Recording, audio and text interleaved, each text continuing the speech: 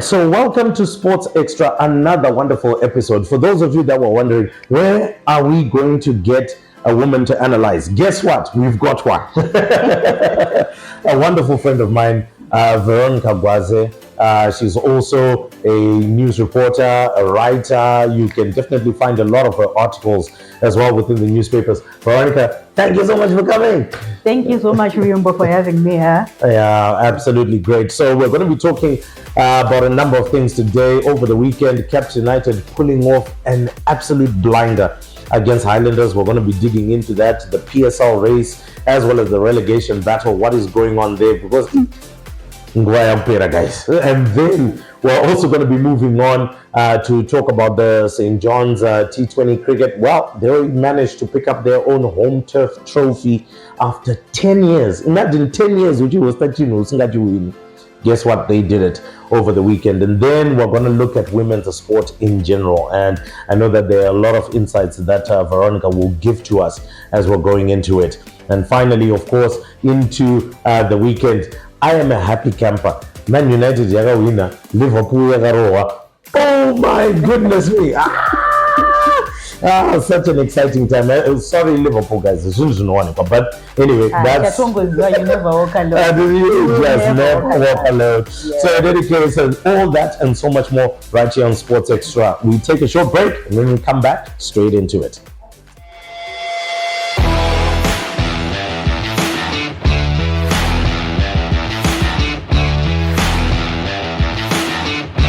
So welcome back to Sports Extra. Remember, make sure to like, to share, to comment, to subscribe, to tag, do everything possible to make sure that we get this show out there. Thank you very much for all of those of you that have been coming onto our YouTube channel and making sure that you're subscribing and you're following as well. Come on, let's get it up to 1,000. Let's get it up to 2,000, 10,000, 15,000. You know what it is. Let's get it up there as well. Thank you so much for the support on Facebook, Instagram, as well as Twitter. We are definitely going to continue going on. So, Veronica, let's get straight into it. Caps United Highlanders, big match. I mean, one of the biggest derbies that we have locally. We have a Dynamos Highlanders, we have a Dynamos Caps, but also Caps Highlanders maybe tends to fall down the pecking order when it comes to some of those exchanges. But my oh my, how Caps United brought it on. If we can describe it, remember, it was actually a dramatic comeback. Imagine at some point you're just two goals down, and then all of a sudden you come, you equalize, and like the most amazing thing about this game was actually the issue of Melikaya of Lino Chukua. 2 goals, Manondo, 2 goals, and then they get the third one from Junior Bunjira. So you see how they rose from 2-0 down up to 3-2.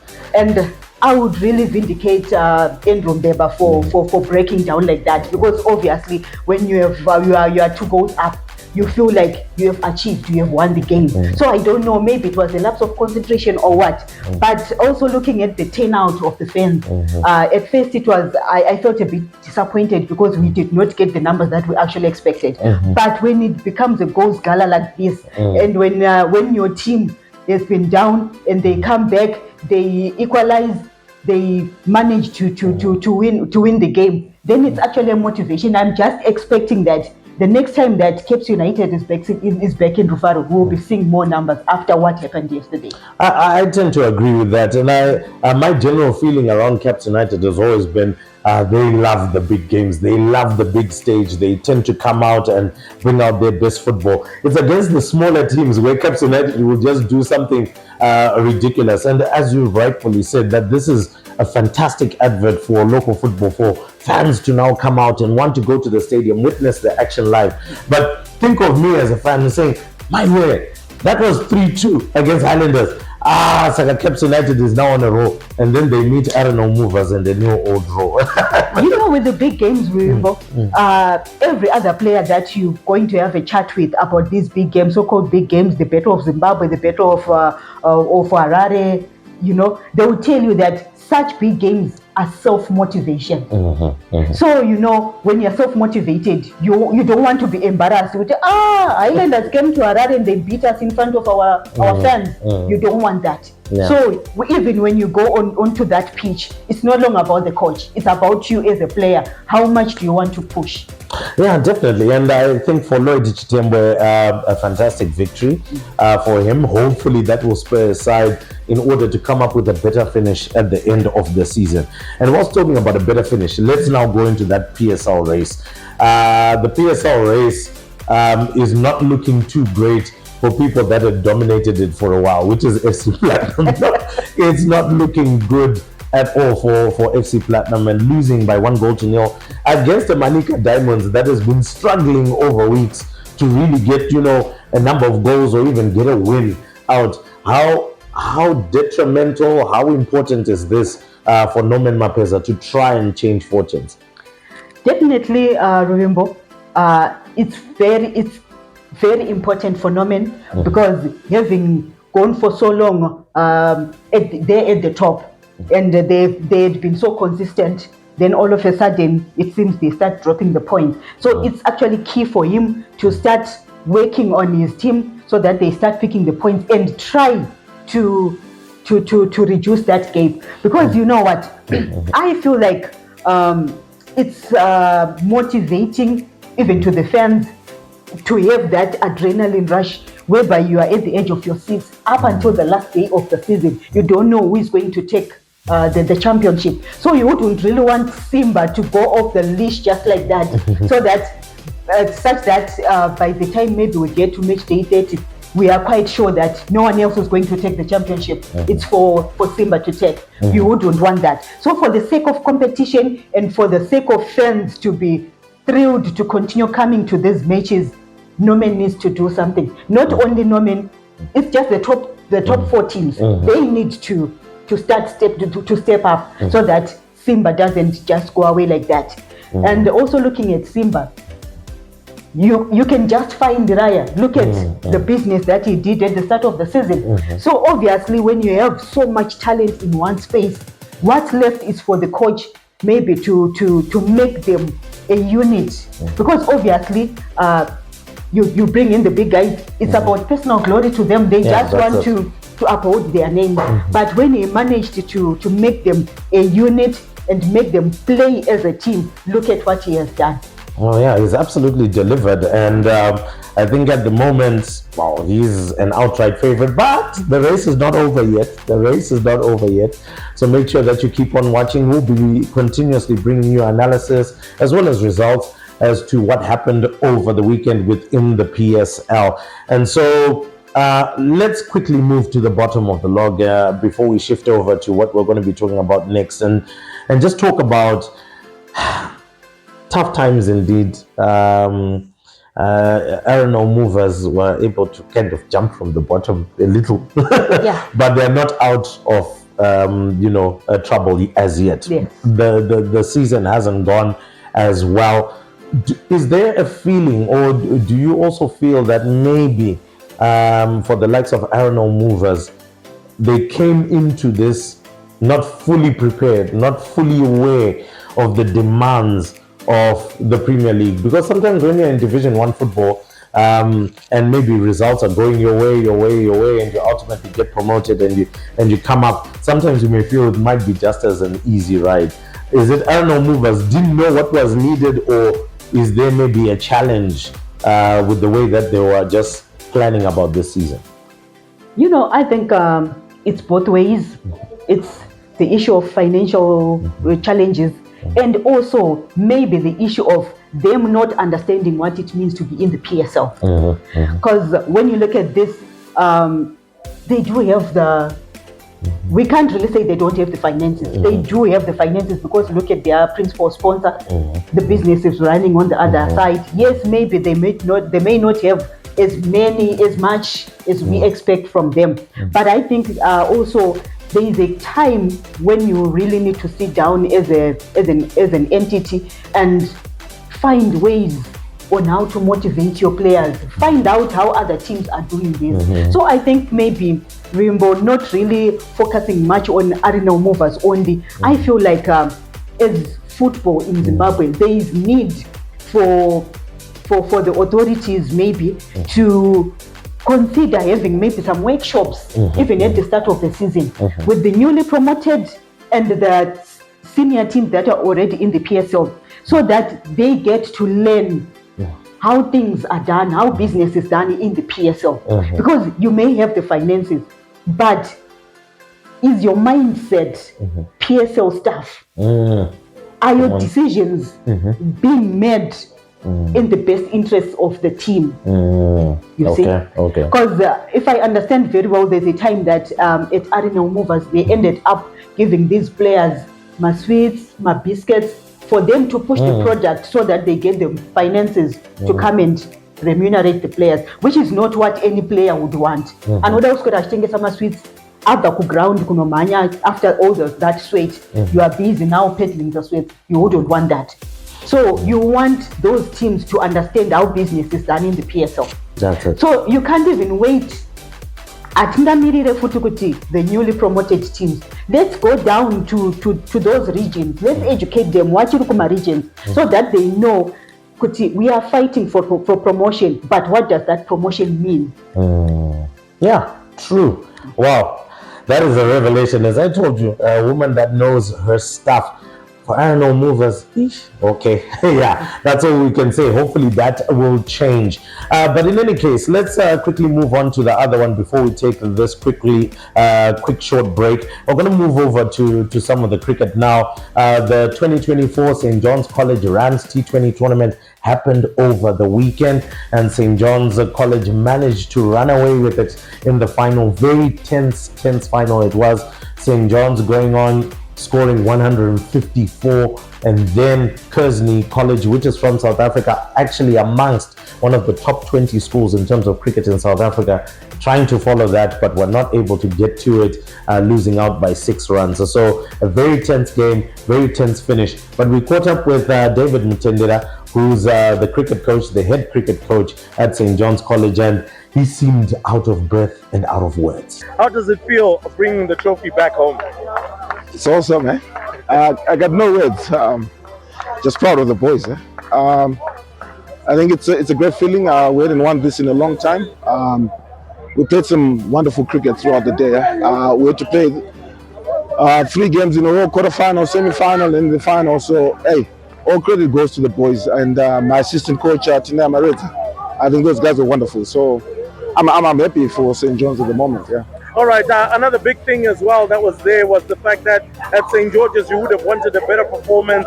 It was a very tricky group that you were in, but what was the communication coming back home, knowing that you had your own tournament to go in? What was the communication with the boys? The communication was more of betting sensibly. I think at St. George's we lost close matches, and I think we didn't bet on. We lost wickets at crucial times, and then we rectified that with this tournament where we were batting all our allotted overs. And we're also setting targets. We had 2 matches where we scored scores of 200s. So that worked in our favor. And also self-belief. There's more psychology. Like, let's think as winners. And we are a good cricketing team. Let's have more self-belief, have more belief in our skills and talent, and also focusing on our process rather than looking at the opposition and then having a fear of the opposition. Rather look inside and focus on all our points. All right, that definitely worked because Kearney were really a threatening side coming into the final. But also hats off to the South African sides that have come and donned this occasion. Hey, I've got so much respect for the opposition. All the South African teams played wonderful cricket, including the local teams. Wazawa gave us a very good game. They're a good team. They're the Sense T20 champions. So everyone who took part, I give them a lot of thank yous to say that thank you very much for gracing this occasion and making this event one of the biggest in the country in the school's calendar.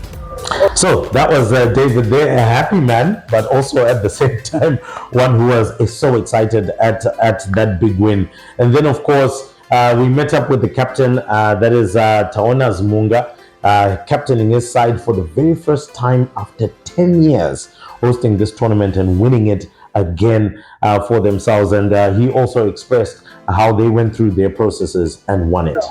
I think from the start we wanted to bat first because we back ourselves batting.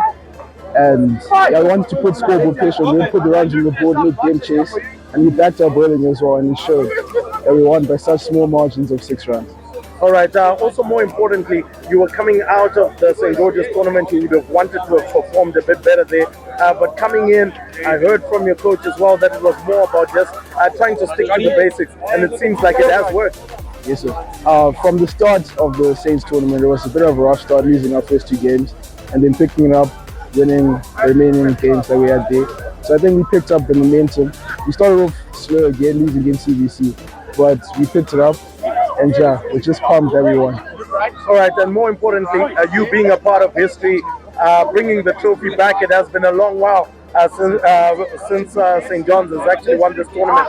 What do you think this means as well for the school? So it's been 10 years since we've won this tournament, so I think this will motivate the juniors to keep working on their cricket, and yeah, this is just a big win for the school in general. All right, so Veronica, will just quickly breeze you through this one. One of the things that I quickly discovered, especially amongst our schools, in terms of our schools' cricket, is generally the South African schools very, very technically astute, more than ours. They did obviously have a compliment towards our Zim sides. No, they seem to be very aggressive in the first 10 overs, but you saw with the South African schools, they had a plan. When you bowled in their area, you were sent into Addington Lane, outside into someone else's yard. Whenever it was a good delivery, they respected it and they kept the run board ticking. But for our teams, Kadzungu Kamagankaripo, and some of the stats you will also begin to see. Hellenic Academy coming out number 11, yet at the St. George's T20 they lost in the final. How they dropped in terms of standards within the space of 2 weeks is concerning. Whether it might have been internal amongst the players and whatever, that's another story to talk about. Then we had Waizao, who were champions at St. George's. They came through to the tournament for the very first, this is the second year. They came out number 6. Of course, they lost out to St. John's, who eventually went and won it. But they also put in some good performances. So that also goes to show you what Waizao is doing on the local scene. Waizao has been a revelation, a huge story. And I'm sure you've heard some of the stories around that. How much of a template do you think Waizao is, particularly for the rest of the schools, if you really want to achieve sport? Remember, I wouldn't really want to zero in or focus much on Waizao, but also just looking at schools cricket in general in Zimbabwe. Not only schools cricket, even athletics, even in swimming. Look at the neighboring countries, especially neighboring South Africa. They do have the structures. They do have the support, the financial muscle, name it, they have everything. So at the end of the day, no parent would want to sit back and forget about their child in sport. But let's look back in Zimbabwe. Most of the time, when you talk to an athlete, they will tell you, there's a time that I had to hatch a plan for me to run away from home to attend training. Why? Because we feel like in Zimbabwe there is not enough support, especially financially, for the athletes. Because the financial support, yes, but you also need the motivation. Let's have the kids. Give them the training kits. You give them the backpacks for them to take home. Akuna parent anoda kuti they bleed financially for the kid to go and bring glory to the school when they don't benefit anything in return. So I think it's an issue of trying to relook into our structures and our systems. It should be a win-win situation. The school gets the glory, gets the benefits, gets all the benefits that come with winning, but also as an athlete, also as a parent to that athlete, we also need something in return. So I give you something, you give me something. Oh yeah, we definitely hope that exchange continues to take place. Well, we're going to take a quick short break. When we do come back, we're going to be taking a look at women's sport in Zimbabwe holistically. Are we going somewhere or are we not? Stay tuned.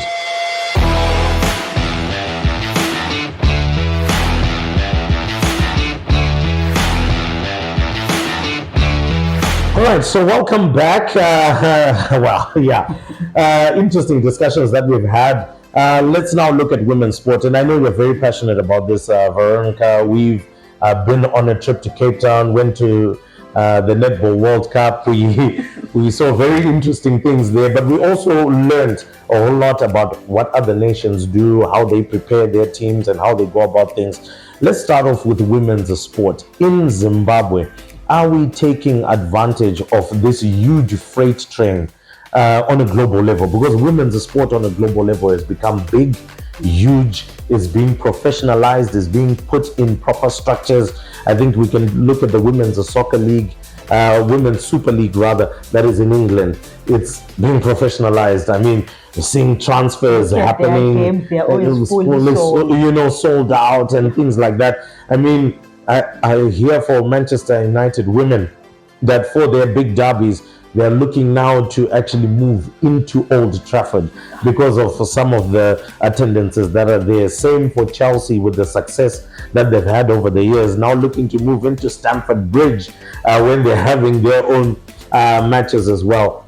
Are we serious here in Zimbabwe? We're still joking. I think serious kakutanga kuvapo. Gradually we are getting to get to our feet, starting to improve bit by bit. But then the issue is on the issue of perception. That's our biggest undoing as Zimbabwe and as Africa. Because growing up, you are domesticated, you are mentally a domestic item. So when you get out of that shell, you want to get into the sporting field, you know the labels that come with all that, you see. So at the end of the day, you get to a stage whereby Mwanamskana, she's now dating, she wants to settle down and stuff, but the guy will tell you, when I'm taking you to be my wife, or I'm getting into my household, then it means you need to abandon. And yet we have households whereby the wife or the lady is actually the breadwinner through Maria's sport. So I think what we need to be working on first as Zimbabwe, as Africa, is actually the mindset. We need to undo our mindset. So where do we start? I mean, do we start in schools? Do we start with the home structure? I mean, look, I am a parent. I've got my lovely 5-year-old daughter, and I've now started getting her to learn hockey. Right, it's one of the sports that is close to me, and that I've gotten to see her generate an interest in. I mean, there were other sports. I mean, tennis and so on and so forth. But introducer, is it me as a parent that has to change the mindset for the rest of the chain to be able to get it right? I think remember, when we talk about sport, we cannot talk about sport at a higher level without looking at the development. So I think in as much as we are going aggressively into the young ages, into schools, into what, but it's also up to you, the parents as well. Kuti, what is it that I want to teach my kids? Yes, you have a young girl who is now into hockey, but you also have a young boy who is also into hockey. Don't look at them in a different view, in such a way the guy feels so superior. It's not but and stuff. And let's learn to treat our female athletes and their male counterparts on the same level. And also looking at especially the English football, just like we were saying, my games they are so fully subscribed. Come on any other day, be it midweek games, be it weekend games. Then we drift to Africa, we drift to Zimbabwe. When Abandana Chelsea, we are talking about Chelsea. How did the Chelsea women team get to be so famous in such a way you would attract such a huge number of fans? It's because probably they rode on the fame, the male side. You see, let's have Dynamos here.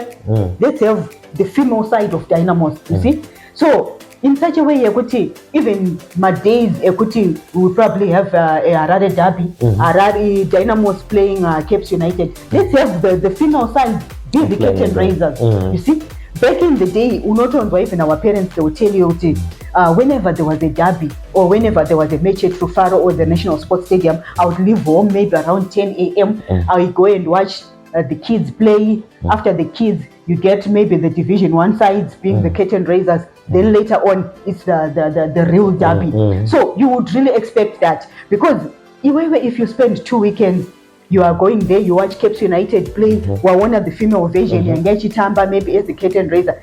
Gradually you develop that interest. So we need to get to a stage whereby the 18 teams that are on the PSL, let's have the 18 female sides as well. So that there is so much, I believe that, especially in Zimbabwe, we've got so much talent. We have talented females, but we are not giving them enough support. And there is also that discrimination that comes with being a female athlete. I believe it's actually derailing us. All right. Well, I've got a very tough question for you here, Veronica, and I think that this one is also of massive interest. Now, there is a huge question that has come, because women's sport is not only relegated to what you've also aptly spoken on, which is just the athlete. It also talks about administration in terms of women's sport. There is a patriarchal thought and feeling that is there, that a lot of women administrators just generally don't know how to do the job well. Now, this is a hard question, and here at Sports Xtra, we ask the hard questions. But women's sports administration, it doesn't seem to be going along as well as it should. And even maybe certain administrators may come under the cosh. I think we've seen what has come out in public domain concerning the SRC. That one is obviously directed by herself, Director General Elton Ngomasha. Whether it's true, it's not true, we leave that there within their own circles. But generally, in terms of women administrators, have they stepped up to the plate?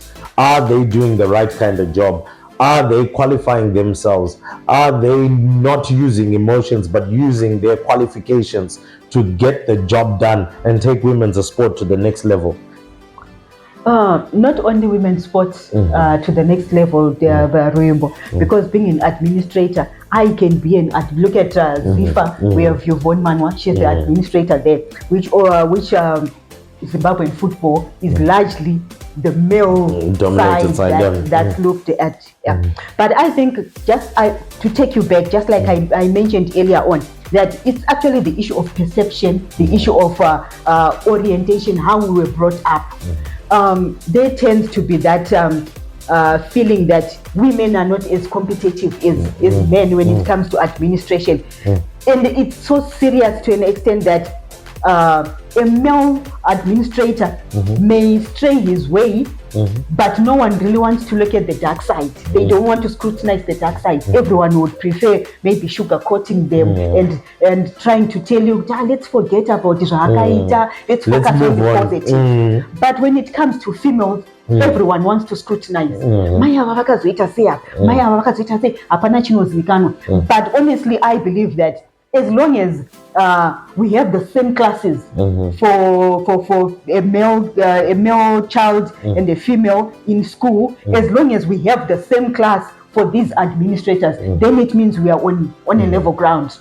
Because kana tienda ku training hapana kunombonzi coaching level 1 in the we attend the same classes. So then why all of a sudden when it comes to the real act on the field, then we tend to get triple level and then there's also that issue when it comes to sports, there's that aggression. Look at this phase right now. There's campaigns for the Zifa presidency, but let's look at the race. The guys are willing to be there in the race. They are willing to brush their shoulders fighting for the sport. But when it comes to the females, I will tell you, no, I can't do that. Let the guys fight. whatever is supposed to come to me is going to come. We need to partake in those aggressive races. Whether you are a female or you are a male. Let's look at COSAFA. How much has COSAFA done in terms of giving my athletes a platform, and how many years has COSAFA been running? But to think of it, Koti, one of the founding members of COSAFA, in fact, the brainchild of COSAFA is a female. You see? It's a female. Let's look at the structures of the FIFA. How many females do we have? So I think it's high time that it's also, as females, we need to stop being crybabies sometimes. Let's toughen up. Let's get into those races. Let's be able to unite even as women and support each other. Because some of these things, the negativity actually comes from the women themselves. So, and men, when it comes to men barely publicly criticize each other. They come behind closed doors. Guys, but and stuff. But when it comes to being on the public eye, you tend to give us a united front, even though you know you have some differences. So I believe that as women, we have a long way to go. We have what it takes. I believe we have what it takes. We have the right guys who can even steer the ship. We have the right candidates who can even qualify to be ZIFA presidents. But that issue is also we take the back seat and we give the males the front seat. So it tends to come back and haunt us at the end of the day. Well, let's see if we can actually have any female candidates that are going to jump in for the ZIFA presidential race. I believe it's coming very, very soon in terms of the ZIFA elections. So let's see if we've got a lady candidate that is going to come in and that is going to push forward. I would also love to, and this is a challenge I'm putting out to the ladies, Veronica, to see more participation, more talk, particularly from the chairperson of the women's committee within ZIFA. I'd love to hear more of her voice. I mean, a lot of things have happened over the years when it comes to the Mighty Warriors and so on and so forth. And yes, those things happened in the past, but now is the time to turn a new leaf. Let's now see women coming out and saying, no, what happened to my girls was wrong. I'm part of the board, and I want my girls remunerated. I want them given the right opportunity. And I actually believe that the coming in of the Heart Group as the sponsor and the rebranding of the league to the Heart League, it should give them confidence that whatever it is that they did in this short period of time to be able to lure such a big sponsor, it means they are in the right direction. Because sometimes it's not only it's the confidence. The women have the ideas, they have the skills, but I also believe am I going to be able to pull this off? Am I going to be able to handle these challenges? I have kids at home and stuff. You can balance that. And the fact that have managed to lure that sponsor, I believe it simply shows they know what they are doing. They are in the right direction. What is needed is for them probably to bring their confidence back and say, we are going forward with this. Oh yes, most definitely. That's what we'll be hoping for. Now, of course, we've spoken about this at length. I would love to hear your thoughts and your comments around this one. The comment section is available and would love to get into it. We're going to be, just sharing one or two comments that we got for Sports Extra, particularly in our last episode, and some of the different aspects that we covered on. But we're going to take a short break right now. And when we do come back, we're going to be looking at what is happening as well in terms of the Netball League, the Premier Netball League, and then in terms of international football. Guys, I am so excited. But anyway, stay tuned.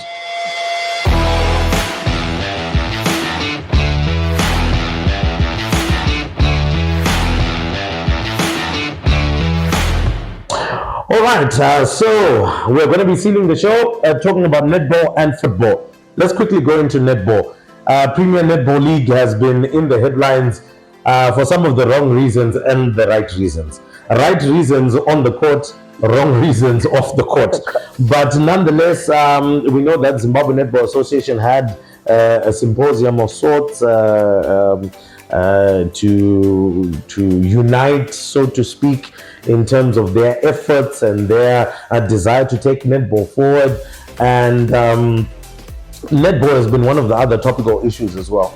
as we were talking about women's sport in the previous segment, women's sport has done so much for the country in terms of actually giving it glory, to be honest. When we talk about Olympic medals, of the 8 Olympic medals that Zimbabwe has, all of them belong to women. So 1 belongs to hockey, 7 belongs to the current Minister of Sport, Recreation, Arts and Culture, and that is Honorable Minister Kirsty Coventry. So she got 7 medals. That is women's sport.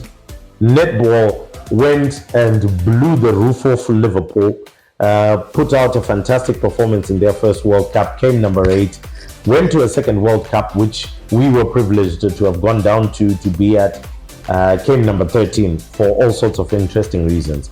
Now, let's talk about it, Veronica. Here we are, netball, a sport with so much potential, so much subscription, particularly when it comes to ladies in Zimbabwe. What needs to happen much better? Symposium, what needs to happen on the ground? You know, remember when we talk about netball, it's far too close to your heart. I'm also heartbroken because this is a sport that I've known for the rest of my life. I played netball since I was in grade 3 up until the professional level. So, you know, when I talk about netball, I know the challenges that we went through growing up as a young girl, graduating from stage to stage, and you would expect that probably 10 years later or 20 years later, things would have improved. But then you notice that it seems like we're just stagnant. Nothing really much to talk about. But then the saddest issue about netball is when you have a netball association, which is then when you just walk out of the biggest office, the motherboard, you go down to 3 leagues. That on its own says a lot, Rainbow. You can't have the competition that you are supposed to have in one sport, the competition that you are supposed to have under one roof, with athletes maybe fighting to gain a spot on the national team. You fragment it into 3 leagues, whereby when you look at these 3 leagues, you may discover that each league is an average of 12 teams. But look at the 12 teams, it's probably the top 3 or the top 4 where competition is. The rest of the teams are pana, you see. So at the end of the day, you then wonder, is the association really able to run this thing, or it's actually because of them that the netball family is fragmented just like that?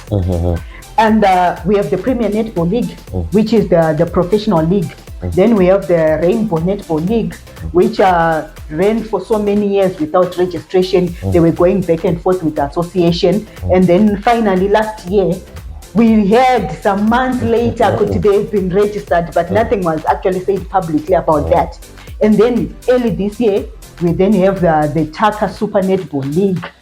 So it's so sad. And when you look at how these other 2 leagues were formed, you will then discover that it's the champions from the Super League that split and decided to form the Rainbow League. Later on, the champions at the Rainbow League, they split, they decide to come and form the Premier Netball League. Later on, the powerhouses at the Premier Netball League, they move out, they decide to go and form the Taka League. So at the end of the day, then you wonder what the biggest challenge is. Does it mean that all these administrators cannot just sit down at a round table and come down to a mutual agreement for the good of the game? Look, and when I look at it, the only way that netball really can move forward, if there was, a Premier Netball League, a national league of sorts, where you would know maybe you have your top, even if you'd like to make it like football, a top 18, top 20 teams, get them to battle it out. The bottom 2 get relegated to a Division 1, Division 2, Division 3, even if it goes up to Division 6, all dependent on those that are able to participate and how many you can form. Or the other plan that I always tend to talk about, which can be applied to any sport, whether it's hockey, rugby, or whatever, you come up with provincial leagues, where within a particular province, you've got 10 teams, 12 teams, playing in that particular province, and you've got divisions as well within those leagues. That then spreads the sport out as much as possible, and the level of competition begins to go higher and higher. When you're choosing your national team, you're just picking from your top 10 teams all across the country. You've got 100, You've got, give or take you would say have 10, 15 players on a netball team. You've got your top 150 where you can pick from. Now that is a good enough pool to make you very competitive on the international level, because I don't think Zimbabwe are too far behind in terms of breaking into what I would say the top 6 or the top 5 echelons of world netball. But Takumbira, please, you have mentioned it. It's about consensus. Let's come together, round table. Let's do this. I've mentioned my idea. What would be your idea? I think the starting point is maybe having an association that's there for everyone. You can't be discriminating and expect everyone to come back and love you. Let's have an association that stands for the interests of the game, not for individual interests. Because when we say we have one professional league, then we expect the professional clubs to be playing for the professional league. As simple as all that. Yeah. I would want a situation whereby maybe if they are able to come back and sit down and agree to something, let's have the professional league. Because right now, when we have 3 leagues already, let's now break them down. Let's have one is the professional league, maybe the other one is a buffer league. The other one, it goes back to run the provinces. So we have a situation whereby you play for the provinces, you qualify into the buffer league. From the buffer league, you qualify into the professional league. Because look at South Africa. South Africa, they don't have a professional league. What's so vibrant in South Africa is the university league. And then they are the inferior of the university league, which is the Telkom league. And you see how much talent, you see how dominant South Africa has been without a professional league. So for us to be gloating about having a professional league when we can't see the results, it's actually pointless. We can as well go back and have the university leagues, or even have the provincial leagues, would then qualify into the national team. But let's also go down to that structure as we now wrap this up. We're talking about a professional league. How professional is it, especially when we're talking about remuneration, talking about quality of venues that you're playing at, talking about quality of preparation, nutrition, diet, all these things? Because when we're talking about professional, it simply means somebody who's going to work at netball, is earning a living from netball, is being looked after by the particular club or entity that they're representing, which is netball. There is no remuneration to talk about when it comes to netball, Remember? It's quite unfortunate because looking at the professional clubs, looking at all the three leagues, we have about 30 plus teams, all leagues combined. But of those 30 plus teams, we have about 5 or 6 that are able to remunerate the players. Most of these teams, it's actually social netball disguised as professional netball, whereby the kids just go there to play because they are just hoping to get a platform to showcase that they have the talent, they have the passion. But at the end of the day, what do they bring back home? There's nothing. There are no sponsors in netball, and even for the few teams that do have the sponsors, it's not really much that they're getting from that. You can't compare with a professional footballer or even the so-called struggling female footballers. You can't compare with what's happening in netball. Most of the netballers, they just play out of passion, but there's not much that has been done. And it's actually so sad because when you look at even the corporate world, most of our corporates, they want to be associated with things like football, they want to be associated with rugby, they want cricket, but they overlook netball. But I can't really blame them because it also looks like when it comes to netball, there has never been so powerful marketing as to show the world what we have in netball. Look at even the team that did duty in Liverpool in 2019. Come just randomly, Uchifambam Town, talk to them about the games. They just know ukuthi kune ma-James wanoenda ku-World Cup. Who are they? They don't even know anyone from the James fold. So I think even the marketing itself, we are not marketing our game. Definitely, there's a lot to be done, particularly in netball. But look, we have to seal the show off. Otherwise, you'll be like, it's so long. Don't worry. We've been enjoying talking. We can talk for 4 hours. Finally, we're going over to the Premier League. And the Premier League over the weekend was very interesting. North London derby, maybe most eyes were on that one because it's a big game. Tottenham Hotspur were hosting Arsenal, and Arsenal coming out with a 1-0 win, courtesy of a goal from Gabriel Magalhaes. He's the central defender. Otherwise, many of you would have thought Gabriel Jesus has finally scored. Well, he didn't. So it's Gabriel Magalhaes who scored, and they came out with that 1-0 win. So for Arsenal, it looks very decent. But for the next weekend, which is this coming weekend, it is going to be serious stuff because they are taking on Manchester City, the defending champions. But so far for Arsenal, it has been good. Liverpool lost. Are you a Liverpool fan, by the way? No. You see, I knew it, Veronica. That's why we clicked so much. But yeah, look, for Liverpool, they just lost out. 1-0 win shouldn't be too much of an issue for them losing. But for us as Man United fans, we are celebrating. We Takabata Oshiri. It's funny because my husband supports Man United and I'm Liverpool. So you know how it's like when these two teams clash. Yeah. I mean, my wife supports Arsenal. My goodness me. Whenever Arsenal wins, what them Gunners. But when it loses, dinner is not coming. We're told, let's order takeout. I'm like, I mean, where did all that go? But in any case, it looks like it's going to be very interesting this coming weekend. Manchester City versus Arsenal.